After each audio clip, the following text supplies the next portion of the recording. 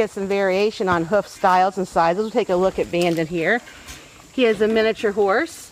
He got trimmed up yesterday. He does not have shoes on. They do make shoes small enough for a miniature horse. And I believe pony shoes as well. Like the mini donkeys, these ponies can cart and carry a lot more than what you would think. You want the feet to be angled, just slightly more in the front.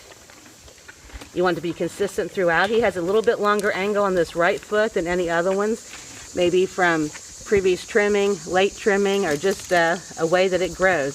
Just like with humans, there's differences. Yes, hi Bandit.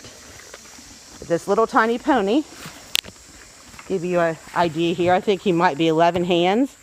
A hand is a 4-inch roundabout measurement that you use for horses. And there is Smoke, who thinks she's his mama, but she's not. Bandit should be able to pull on his own about half the way to Smoke, even though we have this big difference in body size. Smoke is a quarter horse, which are great for pulling plows and wagons, much more so than my Ruby. She's a Peruvian Paso and really isn't built for that. She's built for speed. She's a gaited horse, so she'll go very fast. She's coming 17 this year, and she can still go a lot quicker than horses half her age.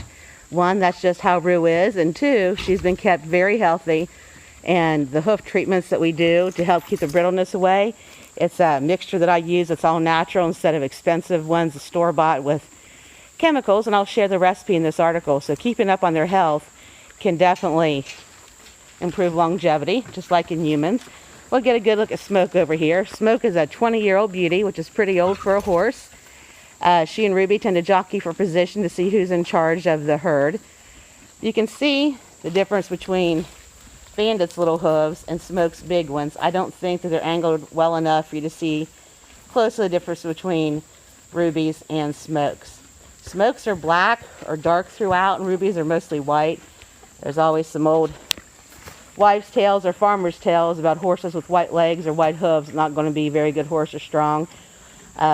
Ruby's got some white legs, and she also has white hooves. And I worried about that actually when I got her, but that adage did not prove true with her.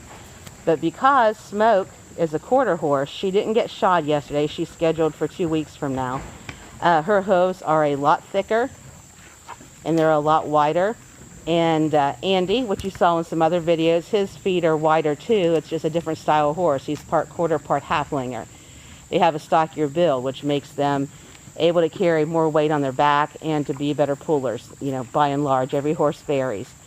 So when you decide that you're going to stock up on horseshoes and learn how to be your own farrier, or stock up on materials so that you have them and somebody that you know that you hope is going to survive or part of your tribe will be able to take care of your horses, so they can be your mode of transportation, be your shit hits the fan business during the rebuilding stage, or just to help you around your survival homestay retreat by hauling water and logs and firewood.